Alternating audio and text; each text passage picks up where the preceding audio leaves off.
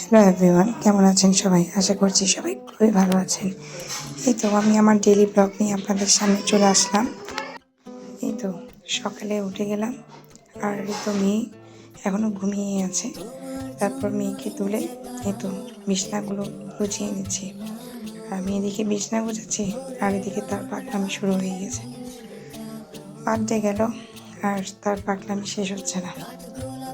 সে কী করছে, তার বেলুনগুলো নিয়ে কী করবে, এই বেলুনগুলো নিয়ে কাকে দিবে, কী করবে, এগুলো নিয়ে তার সমস্ত প্ল্যান।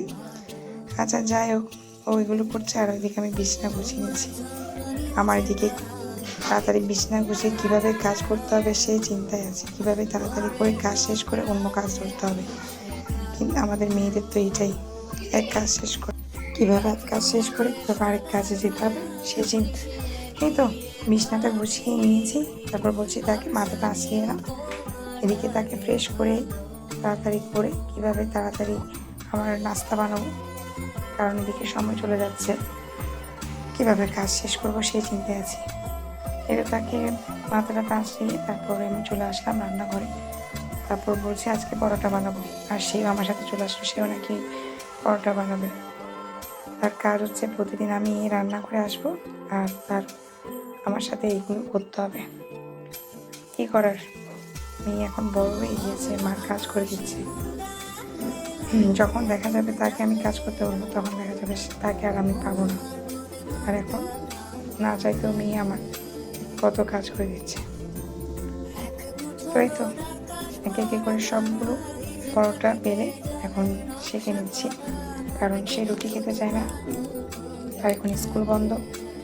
তাই তার পছন্দ মতোই খাবার সব কিছু তাকে বানিয়ে দিলাম, কারণ রুটি খেতে অনেক বেশি নাক কুচকা, এগুলো প্রত্যেকটা সময়গুলো করে।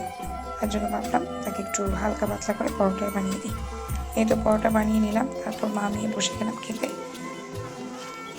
সকালের খাবারটাই মনে হয় সবচেয়ে বড় তৃপ্তি, কারণ নাস্তা শেষ মানে বানাবো, তারপর সব কাজ শেষ করে কীভাবে একটু খাবো চাটা, কারণ চাটা খেলে মনে হয় সব কিছু একদম সব ক্লান্তি দূরে গিয়েছে।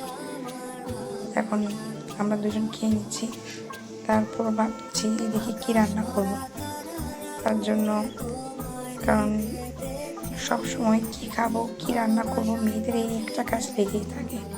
তার জন্য আমি খেতে খেতে ভাবছি কী রান্না করা যায়।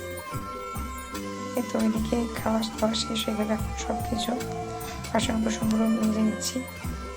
খাওয়ার পরে যে একটা কার মানে হয় কেয়ার করার, এগুলো সব তুলতে হবে, ধুয়ে বাস এটা হচ্ছে আমাদের বড় কাজ। খাওয়ার পরে আবার ধোয়া, এদিকে কাপড় পরার পরে আবার কাপড় কাচা, এগুলো অনেক বড় কাজ আমার মনে হয়। আপনাদের কি মনে হয় কমেন্ট করে জানাবেন, কারণ এগুলো বেশি পেন নেই এসব কাজগুলো। এটা তাড়াতাড়ি এগুলো শেষ করে ভাবছি দুপুরে রান্নাতে চলে কী করা যায়। ভাবতে ভাবতেই রান্না করতে বসে গেলাম। বেগুন ভাজি করে ফেললাম, বেগুন ভাজিটা কেউ খাবে না আমি ছাড়া, তার জন্য বেগুন ভাজি করে ফেললাম। এরপর ভাবলাম বিচি দিয়ে বেগুন দিয়ে মাছ দিয়ে রান্না করবো, কারণ ওটা বরেরও অনেক ফেভারিট, আর এটা দিয়ে খাওয়া হয়ে যাবে, সবারই অনেক ফেভারিট।